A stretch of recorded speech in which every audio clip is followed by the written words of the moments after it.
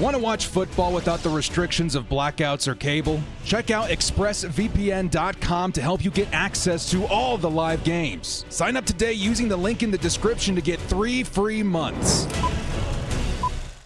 Go to Bolt fam, it's the director. Chargers fans, man, last week, definitely not super fun. I would say, honestly, one of the better games I've seen this season. It's just hard to think of it that way when you're on the wrong side of the win column. This week, I think, is a chance for the Chargers to help its fans out a little bit, okay? The Chargers and its fans need a win. I need a win. I know you guys probably need a win. It's been an up and down season. Just give me a reason to smile Monday morning, and I think we're good, man. This week's going to come versus at the Green Bay Packers. Chargers taking on the Cheeseheads. And it's going to be a very interesting week, man. I think the Chargers and this team are well equipped to take on a Packers team that's looked pretty good this season. I'm not going to lie. Especially on defense. Is that defense the real deal? I don't know. We have to wait and see. I may have dug some stuff up in terms of maybe helping the Chargers' chances out offensively this week. But other than that, like this week, very important, I would say, honestly, to the remainder of the season this year. The Chargers trying to keep hope alive. Break even at 5-5 after this matchup. If we lose this matchup, I don't know what to say about the rest of the season. A lot on the line. Let's get into why I think this game should be honestly a pretty entertaining one, but more importantly, why it's probably one of those must-wins for the Chargers here in Week 11 already, isn't it? Wow. Before we do jump into it, guys, shout out to the sponsor, Underdog Fantasy. Let's actually jump in over here to this graphic. If you guys want to jump in on the best fantasy platform on the web, use code DIRECTOR to match your first deposit up to $100. And you newcomers, definitely take advantage of the specials that go on a weekly basis. This time it's Russell Wilson for half a yard. That'll get you a pretty nice pick right there. Before we do kick off, hit us up with a like and sub if you do enjoy this Chargers content. Small amount of time you guys take to hit the like, sub, and bell notification helps me out a lot. Let's jump into it, baby. Lights, camera, action.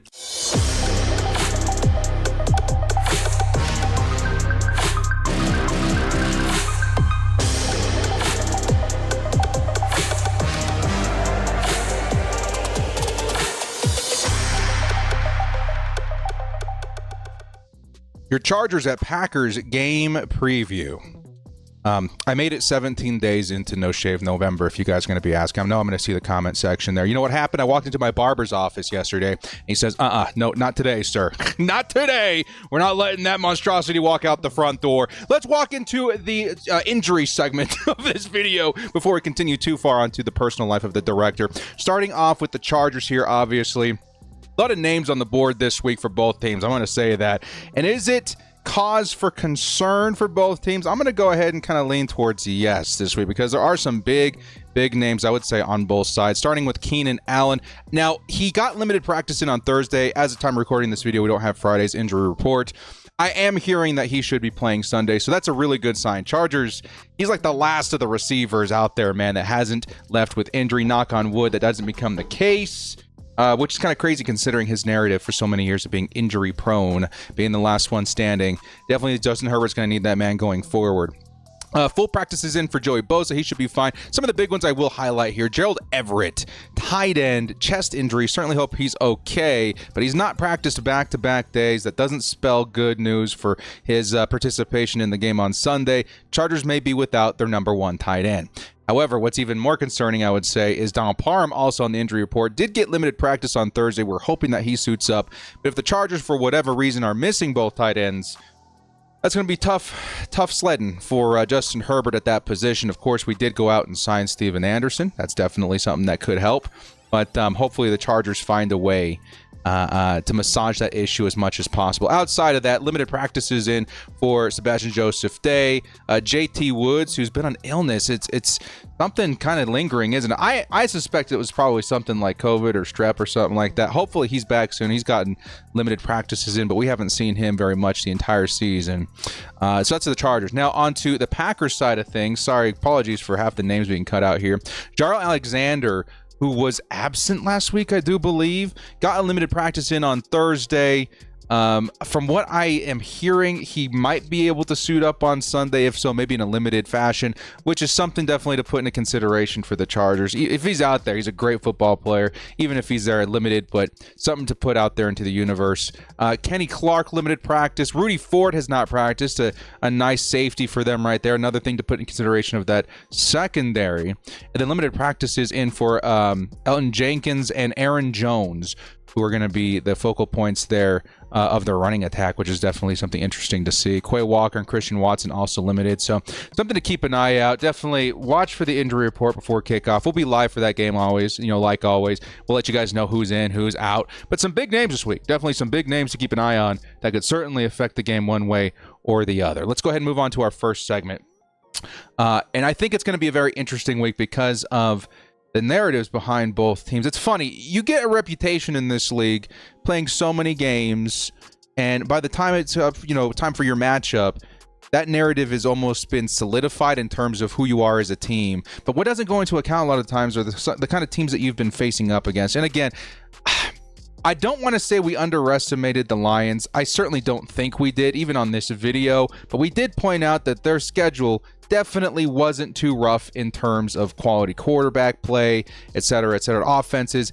I'm going to say the same thing about the Packers here. I don't know if they've had the craziest schedule, and it's kind of created this narrative behind both teams that the Chargers are a struggling team, definitely, not the greatest offense or defense, but you take a look at our schedule, my goodness, it's been one of the most brutal in the league.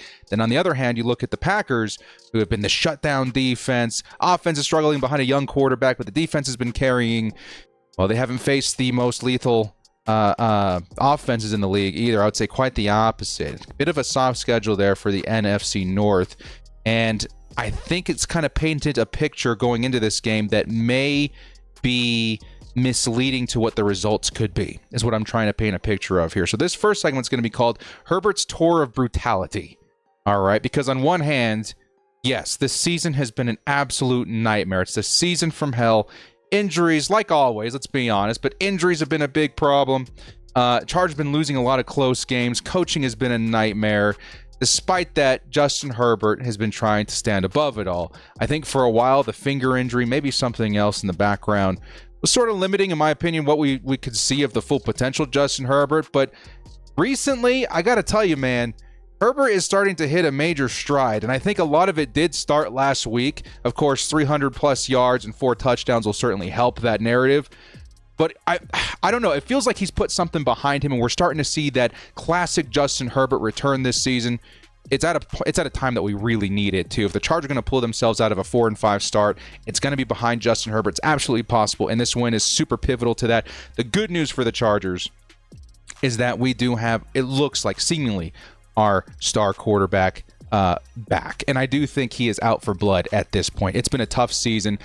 I've seen more emotion in this man's face the last couple of weeks than I have since he's been drafted. Of course, Justin Herbert, a very, we'll say, timid, shy, polite human being, showing some emotion on the sideline lately. And I think it's come to a point for Justin Herbert where he's maybe done. Patience has run out. Let's go out there and stomp some heads. And I think a big reason why the Chargers could accomplish that this week behind especially a Justin Herbert has to do with my opening statement here. Sometimes things aren't what they look like on the surface. And for the Packers, that defense might not be what we think it is. Starting off here, this next segment, Packers pass rushing the passer passively. Replay that in your mind a little bit slower. What I'm trying to say is the Packers are probably a mediocre team in terms of pass rushing. And I think they've produced something like 21 sacks on the season. They only blitz about 40% of the time. And this is the first building block in what I consider to be a pretty good opportunity for Justin Herbert. Now, despite the Packers producing a top 10 passing defense, I think this, again, gives Herbert the edge. The pass rushing is actually something that does affect Justin Herbert. Any quarterback in the league, you can say, is affected by a premium or lack of a pass rush. In particular, Justin Herbert, though, he seems to perform very, very well, especially when given time. The Packers, who are not blitzing a lot, who only have 21 sacks on the season, I think are going to give Justin Herbert an opportunity to have more time in the pocket and find an open receiver, which he's going to need this week, honestly. Of course, missing Mike Williams, Josh Palmer. It's going to be a tough season out there, but give Justin Herbert time to pass is playing a very dangerous game for your opposing defense. Sure, the Packers could come out and say, hey, man, we're going to up that percentage from 40% to 75% this week just because of who we're facing. But on the other hand, I think either way, Justin Herbert performs very well versus the blitz, and especially well if the team is not blitzing much. And sure, I think like we were seeing here before with Sean Gary, he could cause some issues for us. I do think that's possible. But ultimately, this Chargers team gave up 0 sacks on like 40 dropbacks last week versus a team that features Aiden Hutchinson. I think Justin Herbert's in a good position. So give Herbert time to pass. I think we're looking at maybe another 30-plus point game for Justin Herbert, but it's going to be a little bit different. It's going to be, the passing D is certainly not as bad as other teams that we have played, but the opportunity there in terms of time to pass, I like it. I really do like it. And honestly, the Packers defense, as good as they've been, and I'll continue to praise them because it's not their fault that the season looks the way it is in terms of their schedule. I don't know if the Packers are ready for these 11 secret herbs and spices. I think Justin Herbert, man, is probably the best. I'm going to say yes, the best quarterback they've played this season so far. It depends on your perspective of Jared Goff. I think Goff's a great quarterback, but nowhere near the talent of Justin Herbert.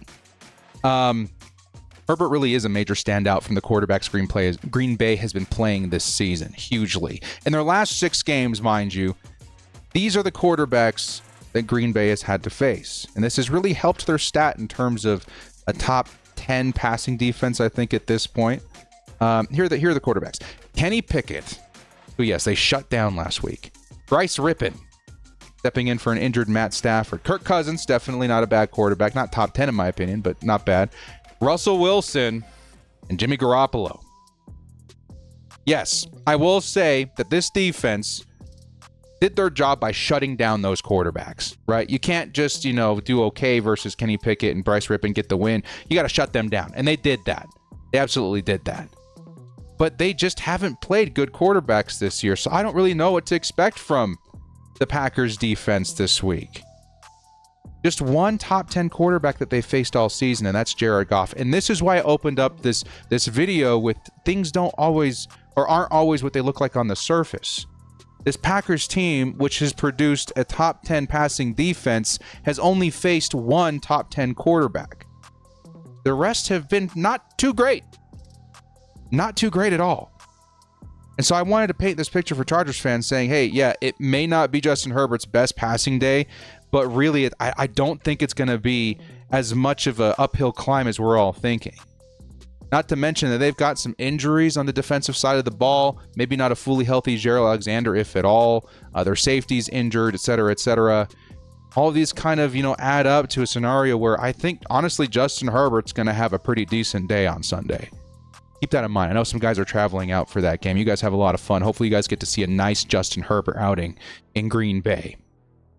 What about on the other side of the ball? Julian Love. Jordan Love.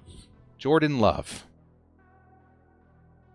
We could see, Chargers fans, brace yourselves, we could see the best game in the young career of Jordan Love on Sunday. Prepare yourselves. Is that a possibility? I think it's absolutely possible. I'm almost thinking it's likely. I think Jordan Love could have a very, very good day on Sunday because the Chargers defense is just Swiss cheese when it comes to passing D. Okay? And I think the Chargers are going to force the Packers to pass maybe a little bit more because the run defense, despite what last week may tell you, the run defense is actually not bad on the Chargers. Passing defense is so bad, however, that you can pivot and still find success even with a Jordan Love at quarterback this week. However, the Chargers defense also does have a strength outside of the run defense. You know what that strength is? It's playing against bad offenses. Hilariously. Director, that's the strength of every defense in the league. You wouldn't be wrong, but you would forget so if you were the Chargers fans because unfortunately we've only played like 3 bad offenses this year. If that, maybe like 2.5. It's been crazy this season. But in those games and playing against bad offenses, the Chargers They did give up like 240 yards to Zach Wilson. Actually, a pretty similar statage to all these bad quarterbacks. Zach Wilson, Tyson Bagent, and Aiden O'Connell. All those guys had like over 200 yards against us, which just says how bad the passing off or defense is. It's so bad. So what gives? What gives? Well, in those 3 games, and this is where I get excited, because the Packers aren't a great offense outside of the run game, which it is what it is.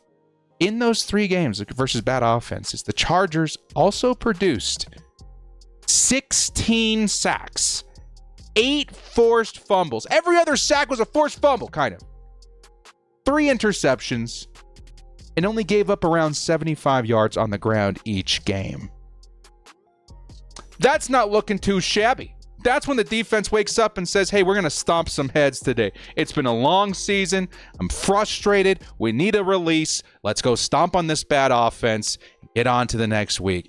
I don't know if that's the case, but it feels eerily similar to some of the other offenses that we faced in these situations. The Bagent-led Bears, yuck. Can you kind of see a similarity with the Packers? Kind of, a little bit. The Aiden O'Connell Raiders, I think that team's actually a little bit underrated. I think O'Connell is okay. Better than the Packers offense, in my opinion. Zach Wilson and the Jets. Zach Wilson's definitely not a great quarterback, but they have some other weapons, right? They got a run game. They got a top 10 wide receiver in Garrett Wilson. Like, I'm seeing just, again, a mirage, or not mirage, a shades of future past. I'm seeing things that we've seen before. The table's kind of been set up to familiarity in terms of what the past, or I should say the Chargers defense is about to face again. It feels eerily similar. In those games, the Chargers limited scoring to an average of 12 points per game. 12. That's when you're looking at, oh my God, that's the Brandon Staley defense that we've all been hoping to see. Yeah, we're back on track. Well, we go play a good team, and then they drop 40 plus points on us like the Lions did last week. We're not playing the Lions this week. And so that's why I think we might see a decent defensive day on Sunday. Given that this is a bad offense, Chargers have done this season very good versus bad offenses, which is, come to expect from any defense, but particularly the Chargers, especially in terms of turnovers. My God. And that's funny enough, this highlights another issue with Green Bay that I think is going to very much so help the Chargers' case in terms of limiting their scoring, is that they've also been a very poor red zone offense. So, I mean, could we see a score of 12? I think so. I think the Chargers could definitely limit them. It's hard to say because of how bad the passing defense is, but still, I think it helps them keep the game in front of them.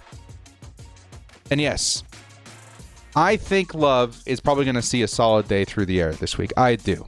We're just bad versus the pass, downright. But I also think that the defense, again, is going to have theirs this week. And I think it really does start with the pass rush. I think they're going to feast a little bit this week, man. Maybe not 8 sacks like we've seen in games past, right? The Packers' offensive line is better than some of the other teams that we've been facing. But, 2, maybe 3 sacks with constant pressure all night? I can definitely see that happening. And this leads to a huge segment on this video that I think is very, very important. The segment called Feed the Turnover Machine. The Chargers have been extremely solid in this category this season. My word, have the Chargers been good.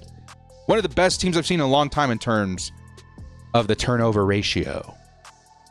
With a turnover ratio of +8, the Chargers are among the best in the league in this stat. The Packers, however, on the other side, that's a different story. They're currently sitting at -4. Wowee! That, I think, spells maybe if you were like a machine that could see the future, you take that number and you say, hey, I think the Chargers may cause a turnover or 2 this week. And this is where the Chargers' recipe for disaster comes into play. If you guys watch this channel a lot, you'll know that I kind of spilled the recipe a couple of years ago for what I want to see from the Chargers defense. And we've seen parts of that emerge over the years. What I want to see is a lethal pass rush with a nice man defense filled with ball hawks.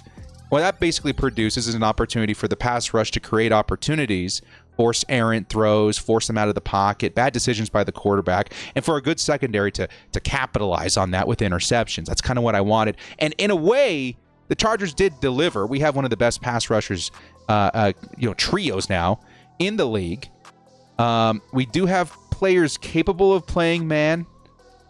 But we do have a team that's very good at producing turnovers. We found a way. Bosa, Mack, Tooley, those guys are likely to generate some serious pressure on Sunday. And Jordan Love is not the most calm under pressure quarterback in the league. That's all I'm going to say. He's got, 10 picks this season? 10? 10? On pace for 20 interceptions? My word. It's the Jameis Winston season all over again. He might gift to the Chargers secondary a few opportunities this week. Even though we're not a great secondary, I still do think we've got ball hawks out there. We're positioned horribly. The play calling is absolutely terrible. But if it's a gift, wrapped interception, we got the guys to capitalize, like Asante, like Derwin. You could even say Alohi Gilman and recently Eric Kendricks. We got guys out there. I think we're going to see a couple opportunities. And I don't think Jordan Love has faced a pass rush as lethal as the Chargers this season, and I think the Chargers are going to have their opportunities to turn the ball over. I think the closest pass rush that they faced this season was Vegas, who produced, I think, 3 interceptions, but I'm getting ahead of myself. You need to factor in the forced fumbles as well for the Chargers, too. So a lot of you guys are going to say, well, the pass defense is terrible. The Chargers are some of the craziest forced fumbling machines I've seen in the past couple of seasons. Like Joey Bosa and Khalil Mack and all these guys, oh my word. Sure, the Packers have only fumbled twice, but the Chargers have forced the most fumbles in the league with a ludicrous, I think it's 9. I think it's 9 forced fumbles so far this year. Wow. And this is a big factor to this game and the Chargers ultimately just winning it. We just need to win this game. We have to win this game. Sure, our defense is Swiss cheese, and we're likely going to get dotted, even by Jordan Love.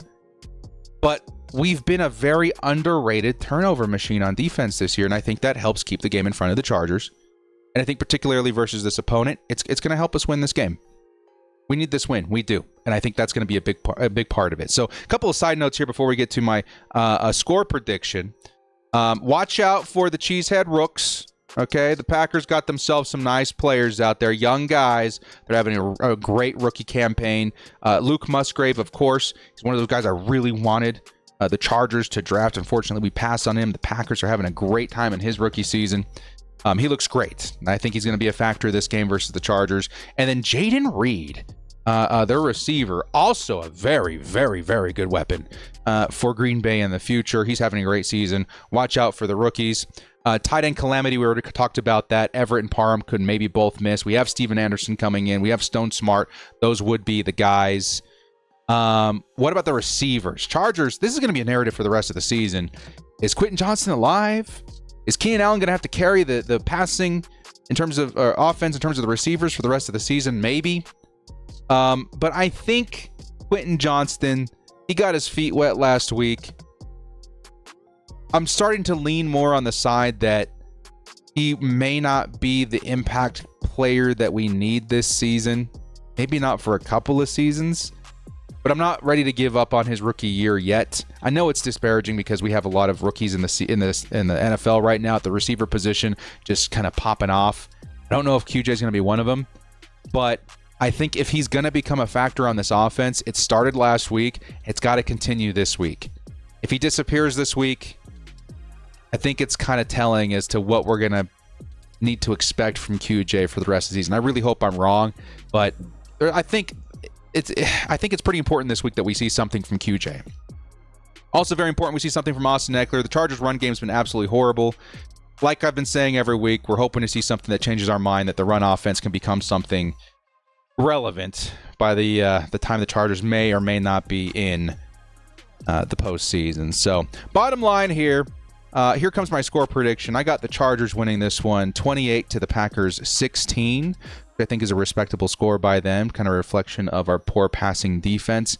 Maybe a couple of nice plays by Aaron Jones and A.J. Dillon. But fortunately for the Chargers, I think we've got an awesome offense that's gaining momentum.